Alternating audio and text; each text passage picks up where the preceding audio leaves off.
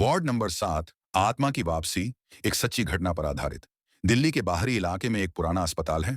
कहते हैं वहां इलाज से ज्यादा आत्माएं रहती हैं। उस अस्पताल में एक वार्ड है, वार्ड नंबर 7, जो बीते 20 सालों से बंद पड़ा है। लोग कहते हैं कि वहां जो गया वापस वैसा नहीं लौटा। रवीना एक होशियार, आत्मविश्वासी और नई डॉक्टर थी। उसे इन बातों पर यकीन नहीं था। जब उसकी पहली रात की ड्यूटी लगी तो स्टाफ ने उसे चेतावनी दी, मैडम, वार्ड 7 में मत जाना, वो बंद है, वहां अब भी कोई रहता है। रवीना हंसी, आप सब बहुत फिल्में देखते हैं, मैं डॉक्टर हूं, अंधविश्वासी नहीं। रात के 2 बज चुके थे।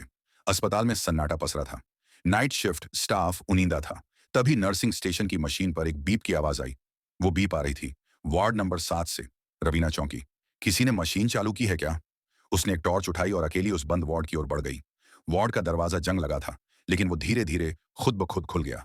अंदर की हवा बर्फ जैसी ठंडी थी। मशीन बीप कर रही थी, लेकिन वहां कोई मरीज नहीं था।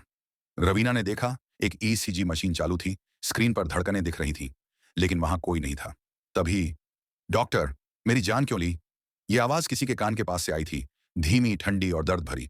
रवीना ने झटके से पीछे देखा। वहां एक महिला खड़ी थी, नर्स की पुरानी वर्दी में, जिसका चेहरा जल चुका था। उसकी आंखों से खून टपक रहा था और होठों पर थी एक दर्दनाक मुस्कान। रवीना की चीख गूंज उठी, लेकिन आवाज गले से बाहर ही नहीं आई। उसके हाथ कांपने लगे, आंखें खुली की खुली रह गईं, और फिर सब कुछ काला हो गया। अगली सुबह स्टाफ उसे वार्ड 7 में बेहोश पाया। उसका शरीर बर्फ की तरह ठंडा था। होश में आने के बाद वह किसी से बात नहीं कर सकी। उसकी आंखें अब भी उसी जलती हुई नर्स को देख रही थीं।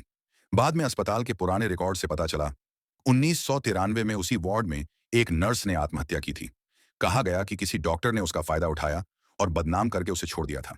नर्स ने गुस्से और अपमान में खुद को आग लगा ली थी। कहते हैं उसकी आत्मा आज भी वही सवाल पूछती है, मेरी जान क्यों ली? और जो भी डॉक्टर उस वार्ड में जाता है, उसे जवाब देना पड़ता है, अंतिम चेतावनी। अगर आप कभी किसी अस्पताल में वार्ड नंबर 7 देखें, तो पीछे देखे बिना वहां से निकल जाना, क्योंकि वो अब भी वहां है और शायद अगला सवाल आपसे हो।